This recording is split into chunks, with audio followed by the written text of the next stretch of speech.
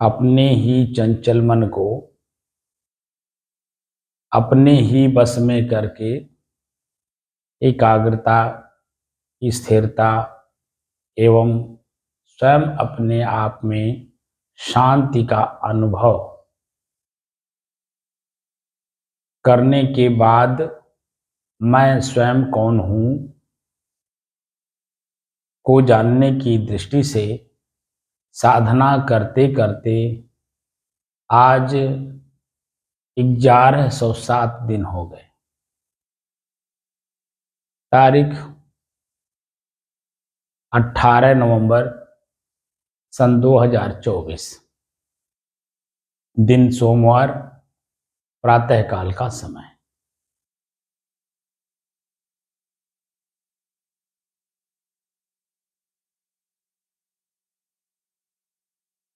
तो कान, शब्द और मैं, इस विषय पे हम लोग चर्चा कर रहे हैं।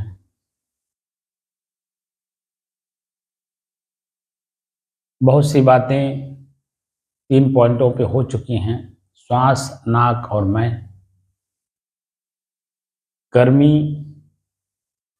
पसीना, शरीर और मैं,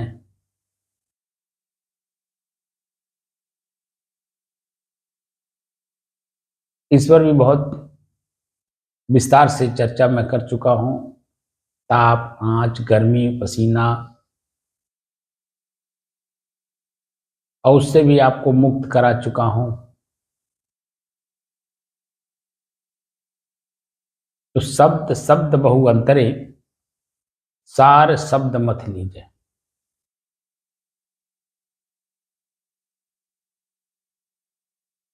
सार सार को गही रहे, थोथा दे उड़ाए।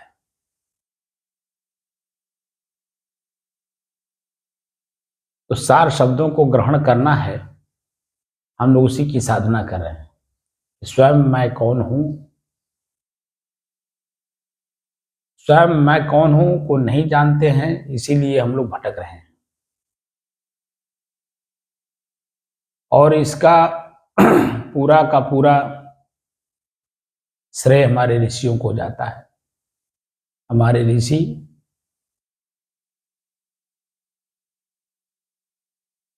खुद मैं कौन हूं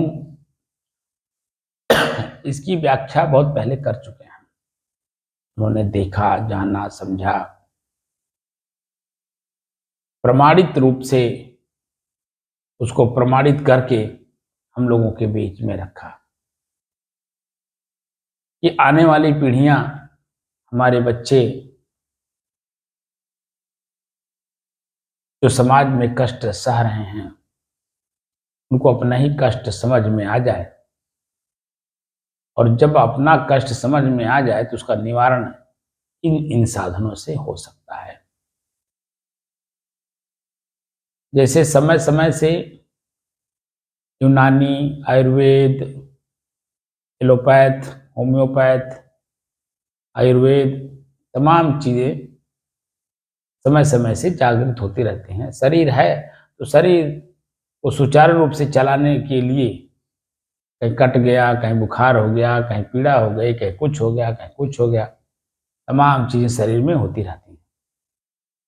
तो उनके लिए उपचार कैसे हो, उनका उपचार कैसे हो, इसका पूरा व्याख्या समय समय से हमारे समाज के सुज्ञ जीव देते रहते हैं या ठीक करते रहते हैं।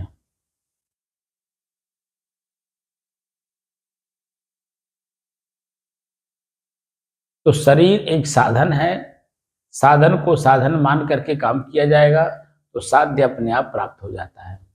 लेकिन जब साधन कोई साध्य मान लिया जाएगा तब वहीं पे कठिनाई आती है, और छोटी मोटी कठिनाई नहीं आती है, क्योंकि साध्य का पता नहीं है। आज जिसको साध्य का पता रहता है, उस साधन का उपयोग करके अपने मंजिल पे देर से बेर पहुंच जाता है। जैसे आजकल के बच्चे हैं, 14-15 साल से लेकर के और 20-25 साल के अंदर ये जितने बच्चे हैं, इनको मंजिल का तो कुछ पता नहीं है।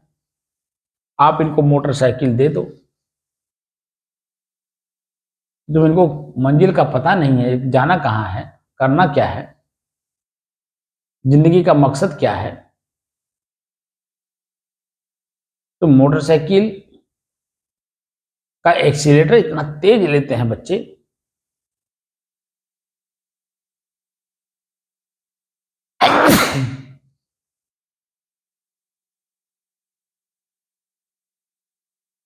या तो स्वयं अपने लड़ करके अपना हाथ पैर तोड़ लेते हैं, या तो किसी का तोड़ देते हैं, या दोनों होता है। लेकिन जो 25 साल से ऊपर के लोग हैं, उनको देखता हूं कि आराम से चलते हैं, क्योंकि उनको अपने मंजिल जाना है। इसीलिए एक्सीलेटर उतना ही लेते हैं सड़क को देख करके, सड़क कैसी है, सड़क को देख करके मतलब कहीं भीड़ तो नहीं है, कहीं चौराहा तो नहीं है, कहीं कोई आदमी इधर से उधर सड़क पार तो नहीं कर रहा है, कोई जानवर तो नहीं आ रहा है, सड़क पर गड्ढा तो नहीं है। हर चीज को देख करके समझ करके तो अपनी गाड़ी का एक्सीलेटर लेता है। ब्रेक कहाँ लेना होता है, हॉर्न कहाँ बजाना होता है, 1 नंबर गियर पे कहाँ चलना होता है, 2 नंबर गियर पे कहाँ चलना होता है, वो सब माइंड मेकअप करके चलता है, आराम से बैठ के चलता है। लेकिन बच्चे, मैं देखता हूँ जहाँ जाम लगा होता है, वहां भी बच्चे एक्सीलेटर इतना तेज लेते हैं कि आजू बाजू के लोग परेशान हो जाते हैं। जहाँ खड़े हैं वहां की बात है, और नहीं तो जरा सा भी जगह पा गए तो बड़ी तेजी के साथ भीड़ में भी चलते हैं। जहाँ जाम लगा होता है वहां भी बहुत तेजी के साथ चलते हैं। अपने को शो करना चाहते हैं कि मैं ऐसा हूं, देखो। स्टंट करते हैं, रील बनाते हैं,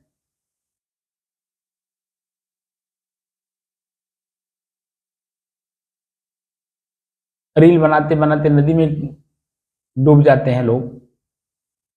जहां बनाते हैं, बनाते बनाते नदी में गिर गए तो डूब गए, क्योंकि तैरने आता नहीं है। कहीं कहीं रेलवे ट्रैक पर ही रील बनाते बनाते पता चला कि जनरल गाड़ी आई, समेट के चली गई। तो ये जो शरीर है, ये साधन है, साध्य नहीं है। साधन को साधन मान करके काम करेंगे तो साध्य प्राप्त हो जाएगा।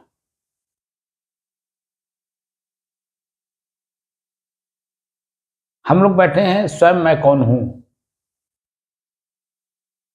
और स्वयं कौन हूं को जानने के लिए अपना शरीर और शरीर के सारे अंग, इनकी क्रियाएं सबको स्थिर करना होगा, यानी रोकना होगा। तब जाकर के आप धीरे धीरे अपने आप को जान पाओगे कि मैं कौन हूं इस शरीर में। क्योंकि इतने व्यवधान आपने पैदा कर लिया है, उन व्यवधानों को दूर करने में ही आपको पूरा समय लग जाएगा। लेकिन जब गुरु के सानिध्य में रह के करोगे तो जो मन की शंकाएं हैं, वो मन की शंकाएं जल्दी से जल्दी दूर होती चली जाती हैं, क्योंकि वो जानकारी देते रहते हैं। और अकेले में क्या होता है कि मन में शंका उत्पन्न होता है, करूं तो क्या करूं। अगुरु के सानिध्य में जैसे कोई गलती होता है, वहां डांट मिलती है, डांट में ही कोई शब्द ऐसा मिल जाता है जहां हमारे मन की शंका दूर हो जाती है। लेकिन जब आप अकेले रहते हो तो अकेले में जो मन में उत्पन्न हुआ उसको कोई डांटने वाला नहीं, आप क्या कर रहे हो उसको कोई देखने वाला नहीं कि उसका सुधार कराया जाए। जैसे बच्चा विद्यार्थी है, जब स्कूल कॉलेज पढ़ता है तो उस समय में देखिए, जब स्कूल या कॉलेज है जहाँ पे पढ़ता है, उस स्कूल में जब जाता है तो वहाँ पर देखिए चपरासी से लेकर के प्रिंसिपल तक सभी लोग होते हैं। तो आप कहाँ गलती कर रहे हो आपको नहीं पता चलता है, लेकिन सामने वाला देख करके आपको अपनी गलती का एहसास कराता है, यहाँ तुम गलती कर रहे हो, यहाँ तुम गलती कर रहे हो, यहाँ तुम गलती कर रहे हो।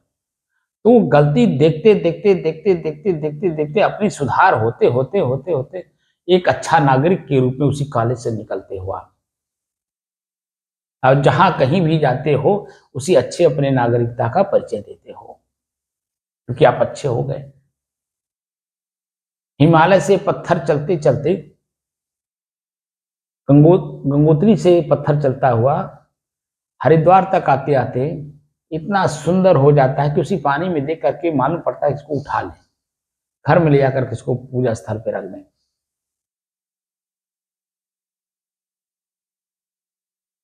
इतना सुंदर हो जाता है। ऐसे ही हम गुरुओं के पास रह करके अपनी जिंदगी को 25 साल में, जो 25 साल ब्रह्मचर्य का था गुरुकुल में बिताने के लिए था, और गुरुकुल में बिताने के लिए 25 साल का उम्र, वहां पर बच्चा सीखते सीखते सीखते सीखते सीखते सीखते सीखते एक अच्छा नागरिक बन जाता समाज।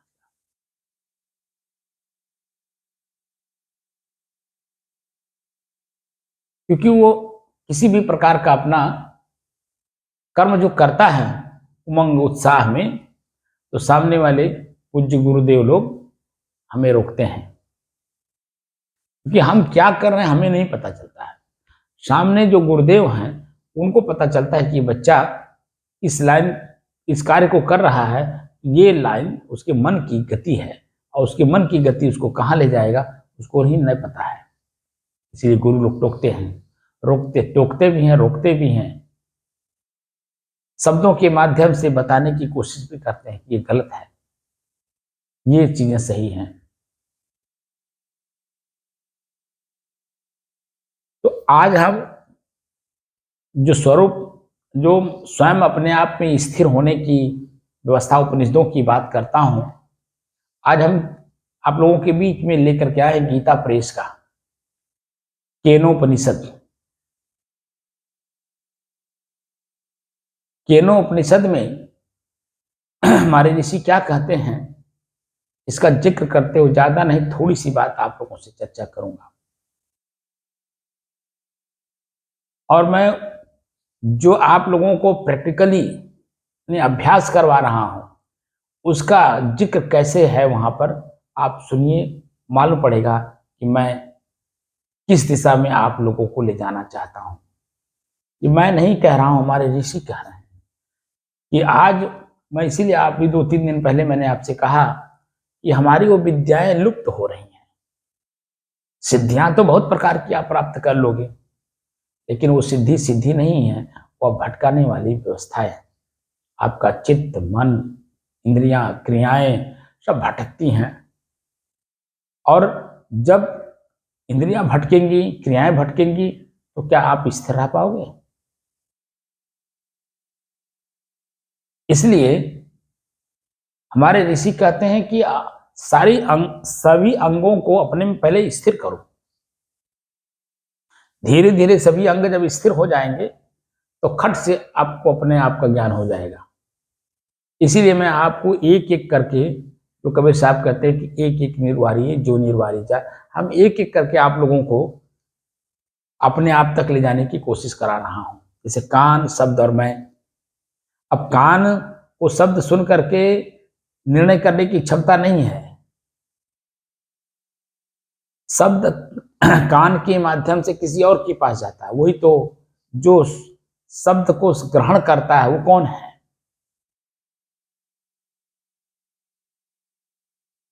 तो 3 चीजों को जो दिखा रहा हूं, श्वास, नाक और मैं, शरीर, पसीना, गर्मी और मैं, कान, शब्द और मैं, रूप, आंख और मैं। अभी ऊपर ऊपर आप लोगों को ले जा रहा हूं। हाथ, कर्म और मैं, पैर, कर्म और मैं, जीभ, शब्द और मैं, बहुत सारी चीजें बाकी हैं।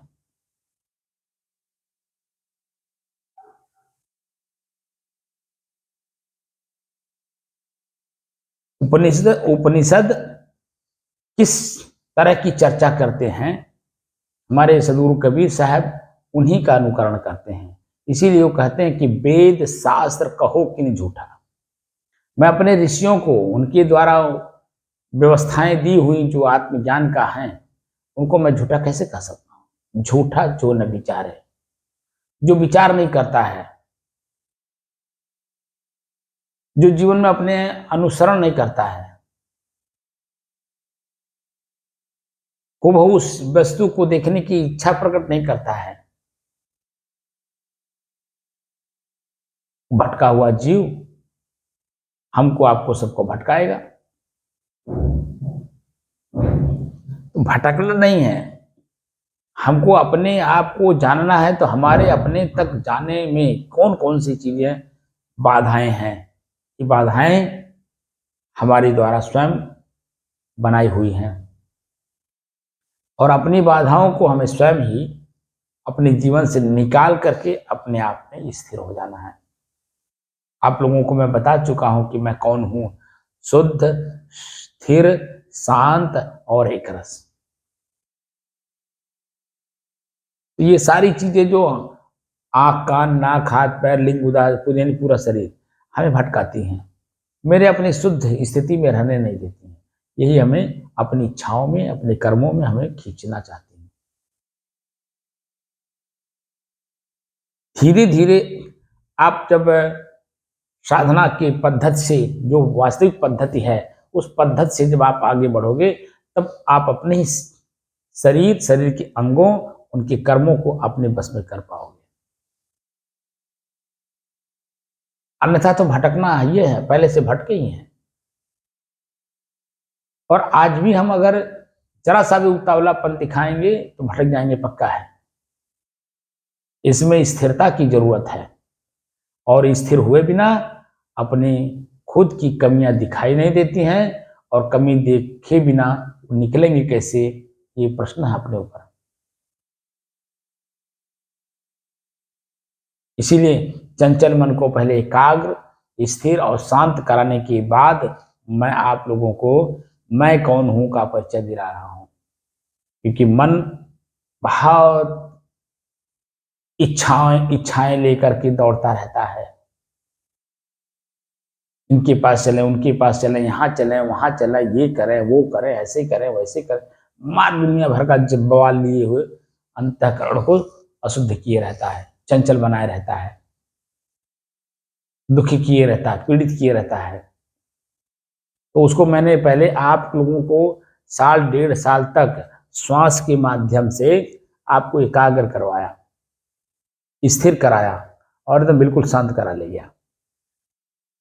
उसके बाद से मैं कौन हूं का परिचय करने के लिए फिर आप लोगों को आगे बढ़ करके अलग अलग चीजों को अलग अलग दिखा करके काम करा रहा हूं।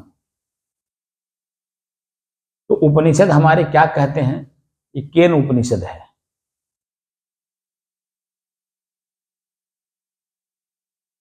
आप लोग देख लीजिए, गीता प्रेस का है ये, गीता प्रेस गोरखपुर। इसके बैक देखिए, सामने भी गीता प्रेस लिखा हुआ है, और बैक डोर में भी देखिए गीता प्रेस लिखा हुआ है, पढ़ लीजिए ना, पर्याप्त मात्रा में उसको देख लीजिए आप लोग। अब इसमें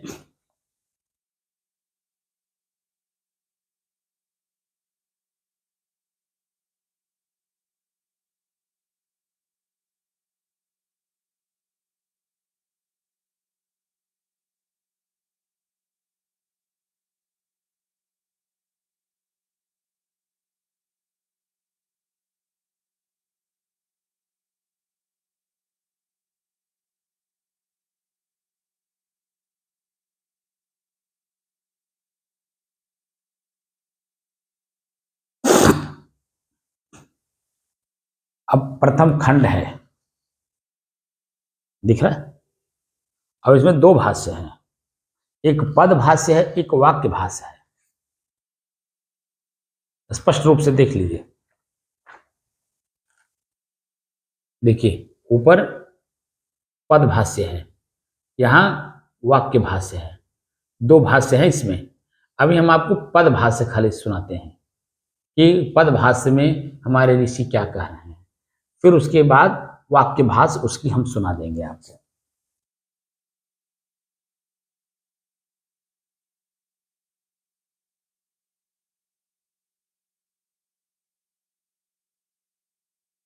केनेशितम इत्यादोपनिषद पर ब्रह्म विद्या पर ब्रह्म विषया वक्तव्या।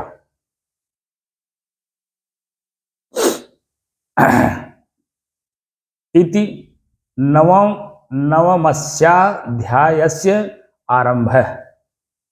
प्रागेतस्मात् कर्माणि अशेषतः परिसमापितानि समस्त कर्माश्रयभूतस्य च प्राणस्योपासनानुक्तानि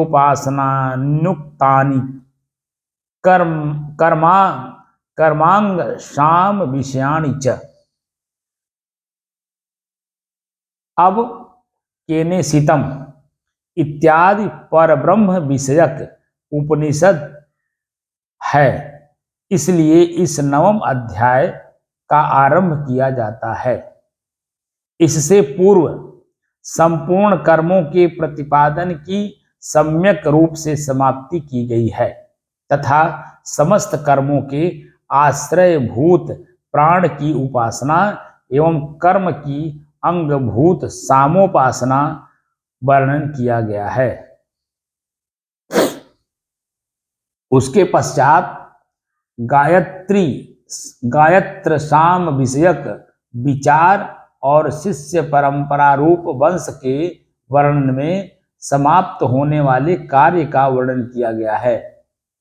ऊपर बताया हुआ यह संपूर्ण कर्म और ज्ञान सम्यक प्रकार से संपादन किए जाने पर निष्काम मुमुक्षु की तो चित्त शुद्धि के कारण होते हैं।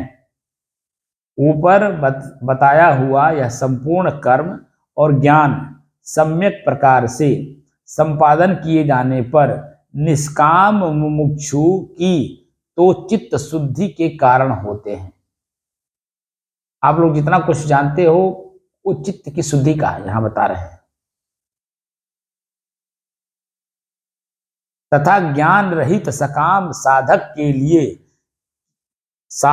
के केवल श्रौत और स्मार्त कर्म दक्षिण मार्ग की प्राप्ति और पुनरावर्तन के हेतु होते हैं। पुनरावर्तन मतलब जानते हैं, जन्म मरण। कौन ध्यान में दो प्रकार के साधक बताए गए। ऊपर बताया हुआ यह संपूर्ण कर्म और ज्ञान सम्यक प्रकार से संपादन किए जाने पर निष्काम मुमुक्षु की तो चित्त शुद्धि का कारण होते हैं।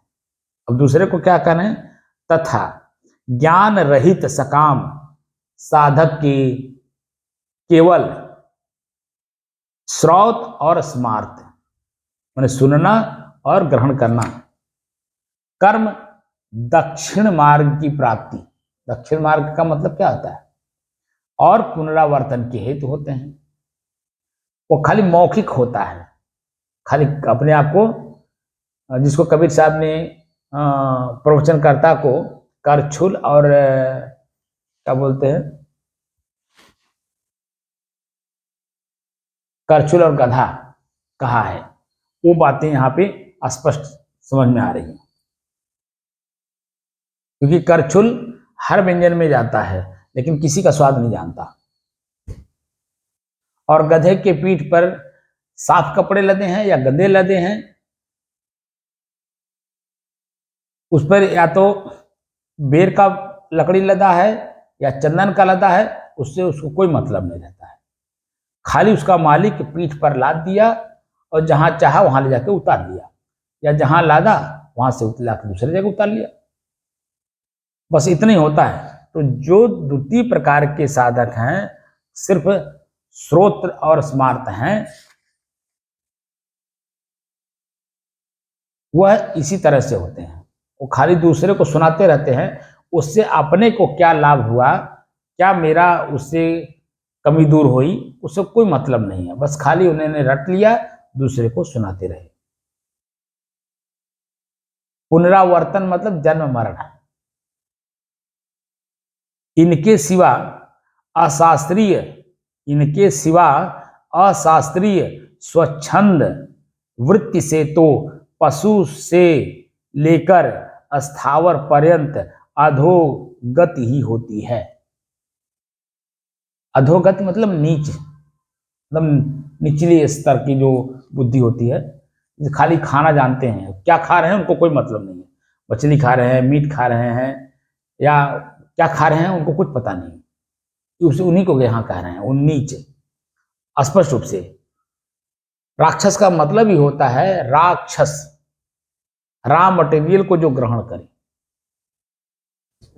उसका जरा सा भी विचार ना करे कि क्या है, क्या हमारे शरीर के लिए उपयुक्त है, हमारे मन को क्या उसका असर पड़े, हमारे मन पर क्या असर पड़ेगा, कोई पता नहीं उनको। इनके सिवा अशास्त्रीय स्वच्छंद वृत्ति से तो पशु से लेकर स्थावर पर्यंत अधोगति ही होती है। ये स्वच्छंद प्रवृत्ति वाले जीव उत्तरायण और दक्षिणायन इन दोनों में से किसी मार्ग से नहीं जाते हैं। वे निरंतर आवर्तन करने वाले क्षुद्र जीव होते हैं। आवर्तन मतलब जन्म लेने वाले, खाली जन्म लेना है, खाना जीना मरना है, ये बात यहां कह रहे हैं। इन दोनों में से किसी मार्ग से नहीं जाते, इन दोनों में से किसी मार्ग से नहीं जाते। वे निरंतर आवर्तन करने वाले क्षुद्र जीव होते हैं। उनका जन्म लो और मरो, उनका यही काम है, जन्म लो और मरो। इसमें स्पष्ट रूप से लिखा हुआ है एकदम, आप इसको पढ़ सकते हो, गीता प्रेस की केनोपनिषद। कोई ज्यादा महंगी भी नहीं है और ज्यादा मोटी भी नहीं है, पतली है, बस 20 रुपए की है, 20 रुपए की।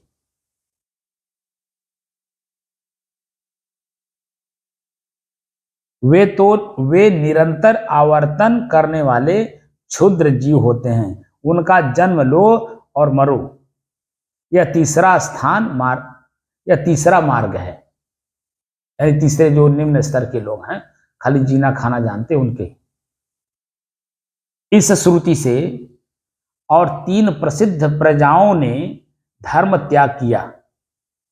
इस मंत्र वर्ण से भी यही बात सिद्ध होती है।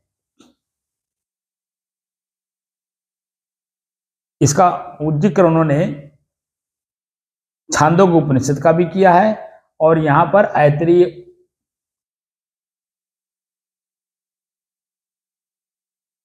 उपनिषद का भी किया है। प्रजा है तिस्रो अत्यायमियुः इति च मंत्र वर्णात्। अब आगे कह रहे हैं कि जो इस जन्म और पूर्व जन्म में किए हुए कर्मों के संस्कार विशेष से उद्भूत बाह्य एवं अनित्य साध्य साधन के संबंध से विरक्त हो गया है, जो इस जन्म माने वर्तमान जन्म जिस जन्म में है और पूर्व जन्म इस शरीर के पहले किए हुए कर्मों के संस्कार विशेष, आंख से देखा हुआ, कान से सुना हुआ, जीभ से स्वाद लिया हुआ, नाक से सूंघा हुआ, जीभ से बोला हुआ, हाथ से किया हुआ, पैर से किया हुआ, या अपने लिंग के द्वारा किया हुआ कर्म का जो संस्कार है उसकी बात कर रहे हैं यहां पर। जो इस जन्म और पूर्व जन्म में किए हुए कर्मों के संस्कार विशेष, बहुत समझने वाली बात है। चित्त स्थिर होगा तभी बात समझ में आएगा, और चित्त स्थिर नहीं होगा तो बात समझ में नहीं आएगा, क्योंकि चंचल मन हमेशा चंचलता में रहता है, एक बात पे स्थिर नहीं रहने देता। जब एक बात पे स्थिर नहीं रहेगा मन, तो समझदारी आने नहीं देता है। इसीलिए हमारे जो पूर्व के ऋषि हैं, वह पहले साधकों को, उनके मन को, उनके कर्मों को, उनके संस्कारों को पहले उनसे दूर कराया जाता है, ताकि उनकी समझदारी पहले बढ़े। हूबहू किसी चीज को अगर देखना है तो उसके पास तक पहुंचना होगा। तो उसके पास तक पहुंचने के पहले जितने व्यवधान हैं उन व्यवधानों का परित्याग करना होता है, तब हम हूबहू अपनी चीजों को देखते हैं और प्रमाणित रूप से हम अपने मन की स्थिति को शांत कर ले जाते हैं।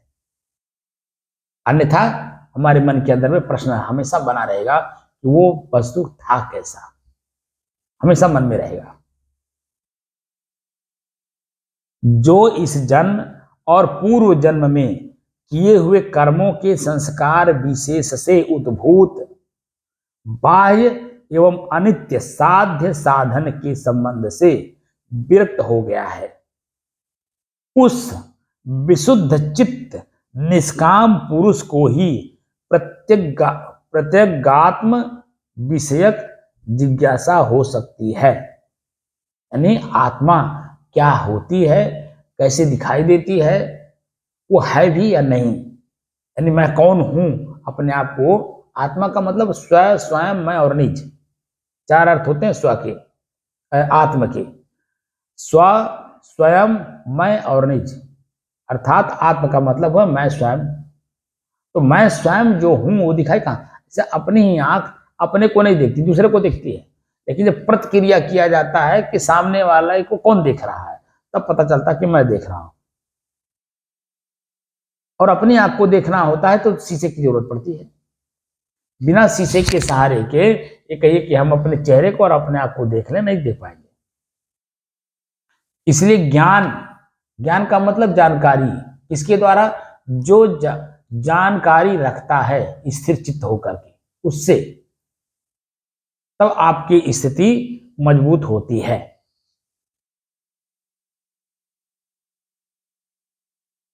जो इस जन्म और पूर्व जन्म में किए हुए कर्मों के संस्कार विशेष से उद्भूत बाह्य एवं अनित्य साध्य साधन के संबंध से विरक्त हो गया है, उस विशुद्ध चित्त निष्काम पुरुष को ही प्रत्येक आत्म विषयक जिज्ञासा हो सकती है। जिज्ञासा का मतलब प्राप्त करने की ललक। जिज्ञासा का मतलब ललक होता है। यही बात केने सितम इत्यादि प्रश्नोत्तर रूपा श्रुति द्वारा दिखलाई जाती है। कठोपनिषद में तो कहा है कि स्वयंभू परमात्मा ने इंद्रियों को बहिर्मुख करके हिंसित कर दिया है। हिंसा करने की प्रवृत्ति में लिप्त कर दिया है। स्वयंभू। अब स्वयंभू क्या है? स्वयं खुद हमने अपने इंद्रियों को छूट दे रखा है। आंख देखो जितना देख पाओ, कान सुनो जितना सुन पाओ, नाक से खूब सुगंध दुर्गंध लो, सुगंध दुर्गंध जो कुछ भी आए उसको लो। हम खुद, स्वयंभू का मतलब हम खुद अपनी इंद्रियों को हिंसित कर दिए हैं। हम खुद, दूसरा कोई नहीं। अब किसके द्वारा कर रहे हैं? कौन हमको सिखा रहा है, कौन हमको पढ़ा रहा है? बस यही तो जानना है। और जैसे जानकारी हुई वो मेरा हितैषी है या मेरा दुश्मन है, ये बात तुरंत समझ में आपके खट से आ जाएगा।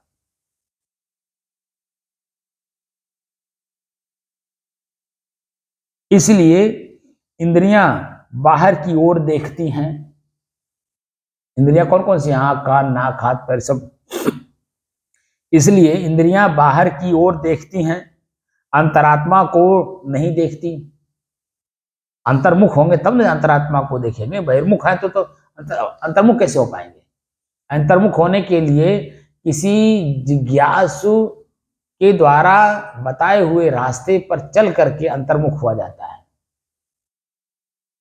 तो गुरु कहते हैं, गुरु जिज्ञासा पैदा करता है अपने आप में खुद। अब खुद अपनी जिज्ञासा को समाप्त करके शांत भाव में जो रहता है, आए हुए जिज्ञासु को उसका पथ प्रदर्शक बनता है और उसके जीवन से जो कुछ भी क्रियाएं हैं बाहर की, उसको सबसे मुक्त कराता है। अमुक्त करा करके उसको अंतर्मुख करता है कि तुम खुद अपने दोषी हो। इसलिए मैं बार बार कहता हूं ना, हम खुद अपने दोषी हैं और अपना ही दोष निकाल करके मुझे अपने आप में खुद निर्दोष साबित करना है, अपने आप में ही। दूसरे किसी के सामने हमें जाने की जरूरत नहीं है। हम स्वयं अपने आप में निर्दोष कैसे साबित करें अपने आप को, यही बात की जानकारी हम यहाँ आप लोगों को बता रहे हैं कि हम अपने आप से कैसे। जैसे हमारे जो साधक थे 3 साल तक लगातार आए, अपने दोष को नहीं समझ पा रहे, चित्त की शुद्धि नहीं कर पा रहे हैं, तो आप बता दीजिए कि मैं कैसे उनको आगे की चीजें बता सकता हूं। बता भी दो वो व्यक्ति पकड़ेगा ही नहीं। आपको भी बता रहा हूं, आप पकड़ रहे हो कि नहीं कि मैं कैसे जानूं कि मेरे सामने आप हो नहीं। अब मनमानी तरीके से करोगे, मुझे पता है, और मनमानी तरीके से सारा संसार कर रहा है, और मैं मनमानी तरीके से करने की यहां इजाजत देता नहीं। हम अपने ऋषियों के परंपराओं में चल करके, उसमें स्थित रह करके अपनी गलतियों को एहसास करता हूं पहले, और वही एहसास कराने की कोशिश करता हूं। और जब मैं अपने आप से अपने उसको दूर कर लेता हूं, तब आपके सामने जिक्र करता हूं। जैसे मैंने आपको बताया था कि महात्मा गांधी जी के पास एक माता जी गई अपने पुत्र को लेकर के और कहीं कि बापूजी, हमारा ये पुत्र गुड़ बहुत खाता है,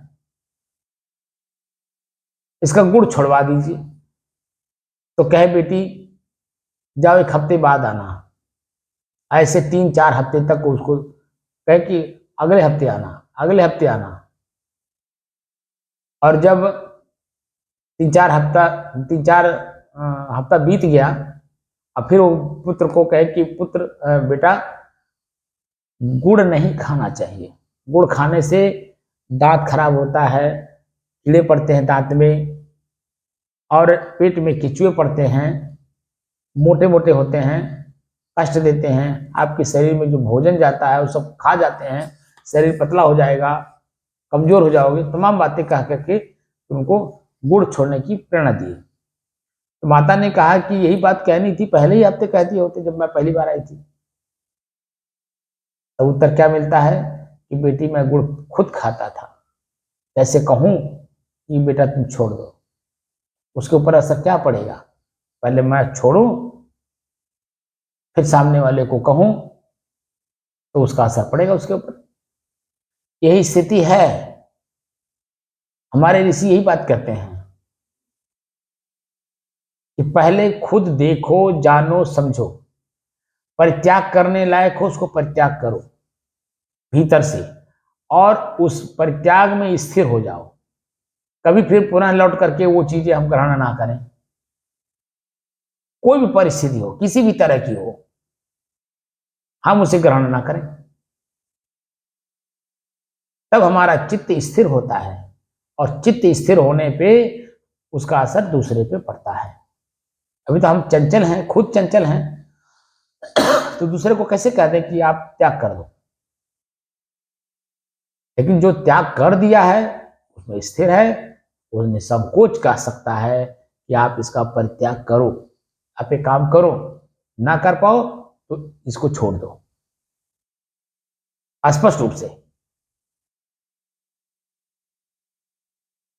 स्वयंभू परमात्मा ने इंद्रियों को बहिर्मुख करके हिंसित कर दिया। स्वयंभू का मतलब समझ गया ना, हम स्वयं किए हैं, हमारा कोई दूसरा नहीं किया, स्वयंभू। इसलिए इंद्रियां बाहर की ओर ही देखती हैं, अंतरात्मा को नहीं देखती। किसी किसी बुद्धिमान ने ही अमरत्व की इच्छा करते हुए अपनी इंद्रियों को रोककर प्रत्यगात्मा का साक्षात्कार किया है। प्रत्यक्ष अपनी आत्मा का साक्षात्कार किया है। कोई बिरले, इसलिए मैं आप लोगों को बिरले वाली चीजें सिखा रहा हूं ताकि आप लोग भी अपने समाज में एक बिरला व्यक्ति बनो। सामान्य रूप से तो सभी आप ही जैसे हैं, और जैसे सब हैं वैसे आप भी हो। आप में कोई विशेष चीजें दिखाई नहीं दे रही हैं, विशेष चीजें दिखनी चाहिए। इसीलिए मैं आप लोगों को जो साधना सिखा रहा हूं शुरू से लेकर अब तक 1107 दिन जो आज हो गए, मैं कभी आसन प्राणायाम या क्रिया योग या ज्योति बिंदु या और चीजें नहीं दिखाया, क्योंकि मुझे मालूम है कि जैसे आप तो पहले से भटके ही हो, और हम अगर आपको उन सब चीजों पे तवज्जो दे दिया, महत्व दे दिया, तो और भटक जाओगे, और भटक जाने से आप जो कुछ भी जहां हो उससे बहुत दूर और नीचे चले जाओगे। इसलिए कम से कम जहां हो उतना तो स्थिर रखो, आगे बढ़ने की बजाय पीछे मत जाओ। अगर पीछे नहीं जा सक आगे नहीं जा सकते तो पीछे भी मत जाओ, जहां हो वहां स्थिर रहो। तो अपनी स्थिरता का ज्ञान करा रहा हूं कि मेरी स्वयं की स्थिरता क्या है। मैं समझ रहे, समझने की बात है। किसी किसी बुद्धिमान ने ही अमरत्व की इच्छा करते हुए अपनी इंद्रियों को रोककर प्रत्यगात्मा का साक्षात्कार किया है, इत्यादि। तथा अथर्ववेदीय मुंडक उपनिषद में भी कहा है कि ब्रह्मनिष्ठ पुरुष कर्म द्वारा प्राप्त होने वाले लोगों की परीक्षा कर वैराग्य को प्राप्त हो जाए। वैर और राग के मध्य की जो स्थिति बनती है वो उसको प्राप्त कर जाए। वैर माने दुश्मनी, राग माने आसक्ति, मोह, चिपकाहट, जिसके बिना न रह पाना।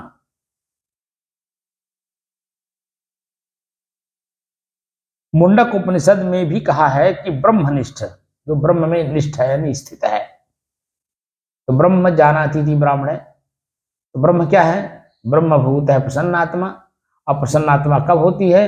जब गीता के ही श्लोक है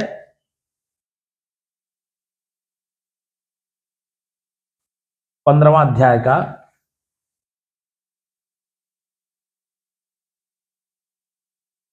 नहीं 16वां अध्याय,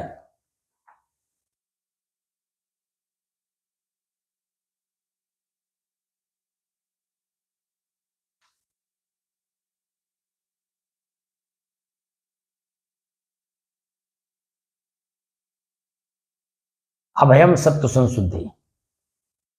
निर्भय आदमी तभी होता है जब सत्व को संशुद्ध करता है, यानी विशेष रूप से शुद्ध करता है। इसको सत्व माने चित्त, चित्त को विशेष रूप से जो शुद्ध करता है।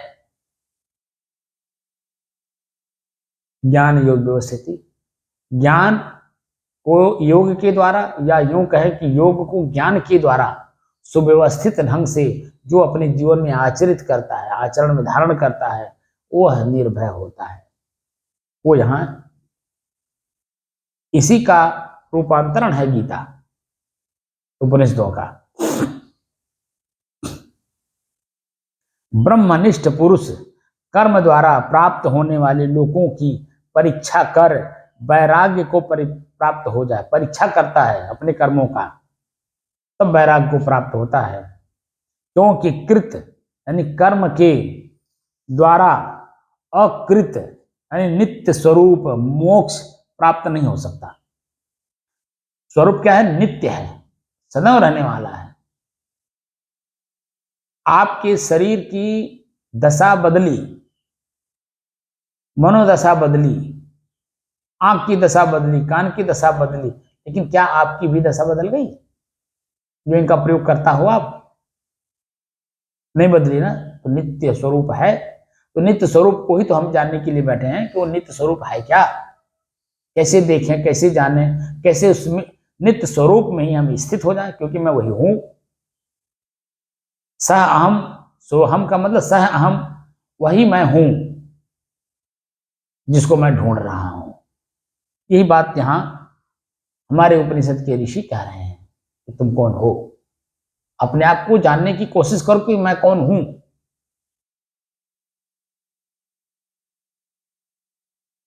क्योंकि कृत यानी कर्म के द्वारा अकृत जो कर्म ना हो, नित्य स्वरूप मोक्ष प्राप्त नहीं हो सकता।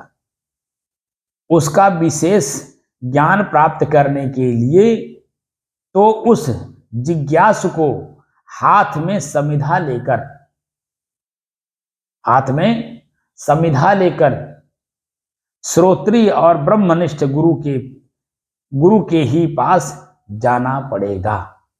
इसको सदगुरु कबीर ने कहा कि जो घर फूंके आपनो चले हमारे साथ। जो अपना घर फूंक ले वही मेरे साथ चले।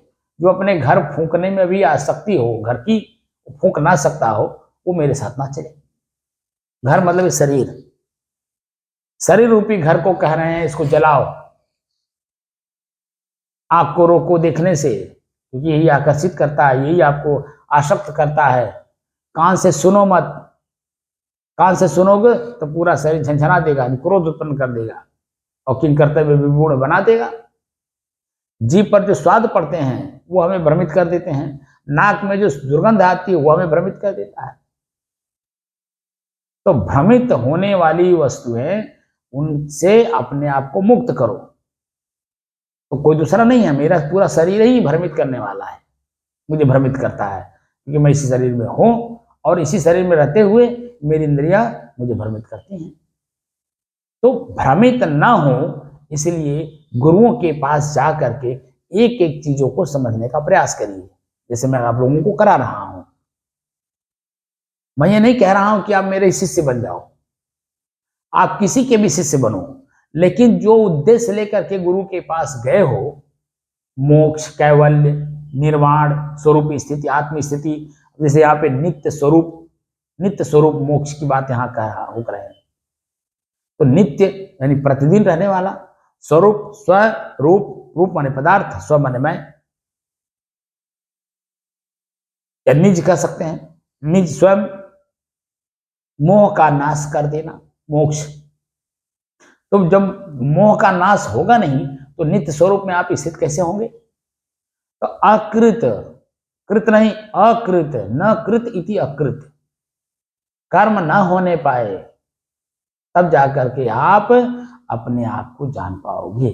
आंख बंद हो, कान से कुछ सुने ना, मुंह से बोले ना, एकदम शांत भाव से स्थिर चित्त होकर के काम करना होगा। तब जाकर के हम देर सवेर अपने आप को जान लेंगे कि मैं यही हूं।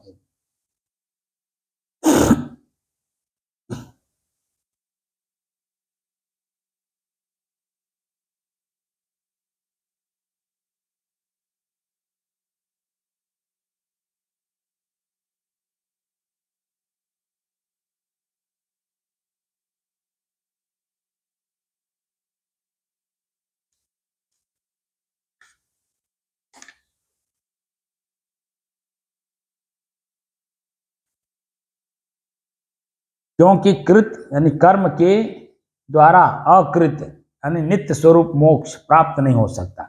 उसका विशेष ज्ञान प्राप्त करने के लिए तो उस जिज्ञासु को हाथ में समिधा लेकर, समिधा मतलब वही जो कबीर साहब ने लिए लुकाठा हाथ, जो अपना घर फूके कोई समिधा है, जो अपने को जला सके, अपने इंद्रियों को उनके बस उनके स्वाद से अपने को मुक्त कर सके। उस जिज्ञासु को हाथ में समिधा लेकर श्रोत्रिय और ब्रह्मनिष्ठ गुरु के ही पास जाना चाहिए इत्यादि। केवल इस प्रकार से ही विरक्त पुरुष को प्रत्येक आत्म विषयक विज्ञान के श्रवण, मनन और साक्षात्कार की क्षमता हो सकती है। अब देखिए यहाँ विशेष ज्ञान, विज्ञान की बात आई। आप जिस विज्ञान की बात करते हो उस विज्ञान की इस विज्ञान में कितना अंतर है।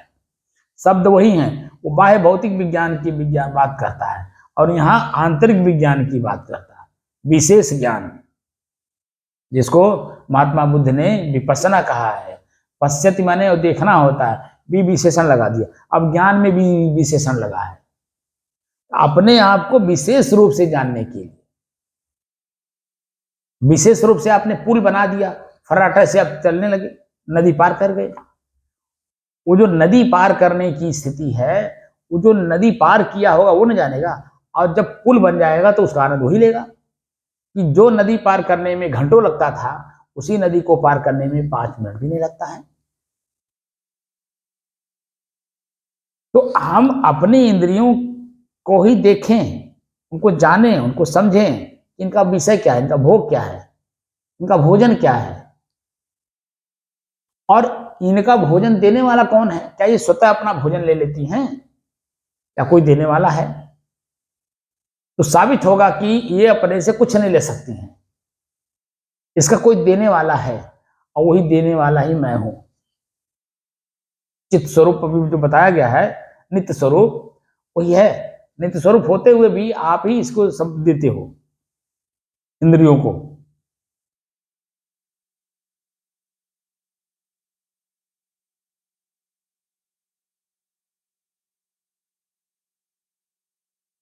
स्वयंभू परमात्मा जो भी आया था, स्वयंभू परमात्मा ने इंद्रियों को बहिर्मुख करके हिंसित कर दिया है।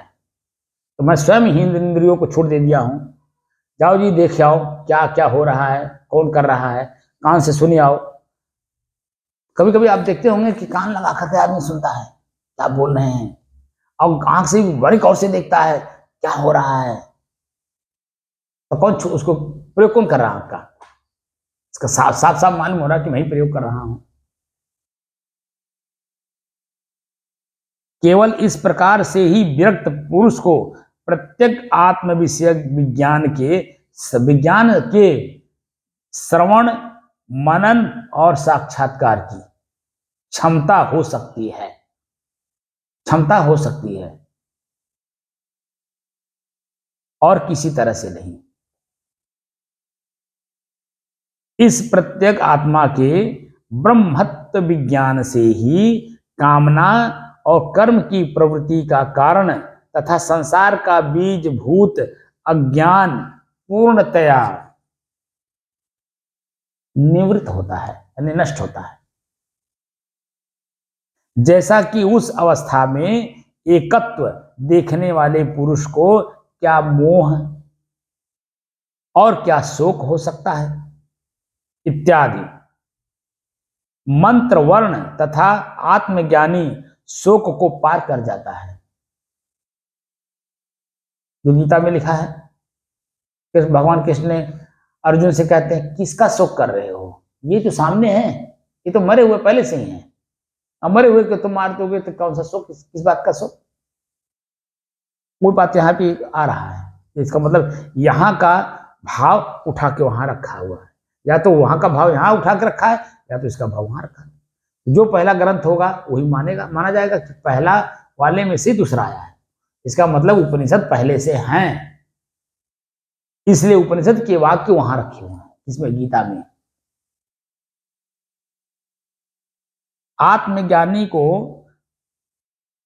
आत्मज्ञानी शोक को पार कर जाता है। उस अवस्था में एकत्व देखने वाले पुरुष को क्या मोह और क्या शोक। जो अपने आप के एकत्व को जान लिया, वो बाह्य इंद्रियों में शोक मोह नहीं करता है, ठीक है ना। अपने आप को जो जान लिया, यानी आत्म तत्व को जो जान लिया हो, नित्य स्वरूप को जो जान लिया हो, उस अवस्था में एकत्व देखने वाले, एकत्व मतलब अपने आप को देखने वाले पुरुष को क्या मोह और क्या शोक हो सकता है, इत्यादि मंत्र, वर्ण तथा आत्मज्ञानी शोक को पार कर जाता है। उस परावर को देख लेने पर उसकी हृदय ग्रंथि टूट जाती है। जो अपने आप को देख लेता है ना, तो हृदय में जो गांठ है, शंका, भ्रम, वो टूट जाता है, एकदम स्पष्ट रूप से हो जाता है कि यही मैं हूं। उसके बाद इंद्रियां अपनी सारी क्रियाओं से मुक्त हो जाती हैं। हम देखेंगे, लेकिन उतना ही देखेंगे जिससे हमारा काम चल जाए, हमारी शांति बनी रहे। वो चीजें हम नहीं देखेंगे जो हमें आकर्षित करें, हमें अपनी तरफ खींचे, अपनी तरफ दौड़ाएं, बार बार हम उसी की तरफ आसक्त होकर के दौड़े, भागें, उसको पाने की जिज्ञासा हो। ऐसा नहीं होता है। आत्मज्ञानी शोक को पार कर जाता है। उस परावर को देख लेने पर, परावर मतलब वही आत्मस्वरूप, उस परावर को देख लेने पर उसकी जो मतलब जो देख लेता है, उसकी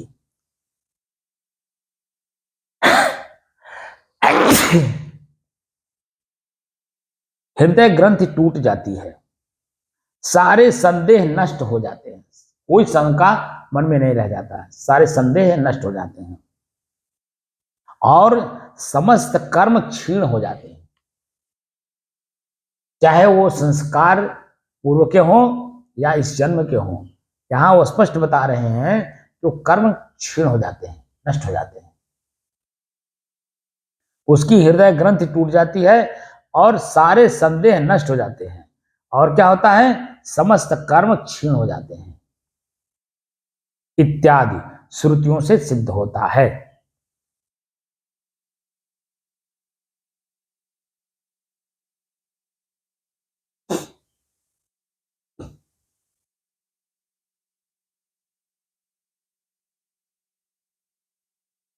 तो अब आगे की बातें अब शाम को फिर कर देंगे आपको, कि जो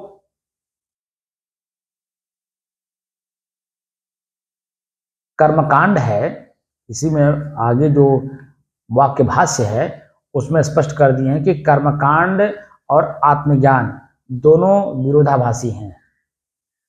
अगर कर्मकांडी है तो आत्मज्ञानी नहीं होगा, आत्मज्ञानी होगा तो कर्मकांडी नहीं होगा, क्योंकि कर्म करेगा तो इंद्रियां अपना भोजन ले रही हैं, वो उसमें फंस जाएगा। इसलिए कर्मकांड को आत्मज्ञान का विरोधी माना गया है। इसीलिए जो कर्मकांडी लोग हैं वो आत्मज्ञानियों से दूर रहते हैं। आत्मज्ञानी कौन है? संत लोग, साधु लोग, इसीलिए वो उनसे दूर रहते हैं कर्मकांडी लोग, समझे ना। और वे मानते भी हैं कि सबसे बड़े अगर कोई हैं तो संत ही हैं, वो कर्मकांडी लोग भी मानते हैं। इसलिए आप लोग कर्मों के बंधन से मुक्त होना चाहते हैं, अपने आप को स्वतः प्राप्त करना चाहते हैं कि मैं यही हूं, तो स्पष्ट रूप से देखना चाहते हैं, तो धीरे धीरे साधना करते चलिए, आपको सब कुछ का ज्ञान स्वतः होता चला जाएगा। आप क्या कर रहे हो, क्या नहीं कर रहे हो, इसका पूर्ण ज्ञान आपको होना चाहिए कि मैं क्या कर रहा हूं, किस अंग का प्रयोग किस समय में कर रहा हूं, ठीक है ना। तो अपने ही कर्मों के सिद्धांत को जानना चाहिए कि मेरा अपना स्वयं का कर्म क्या है।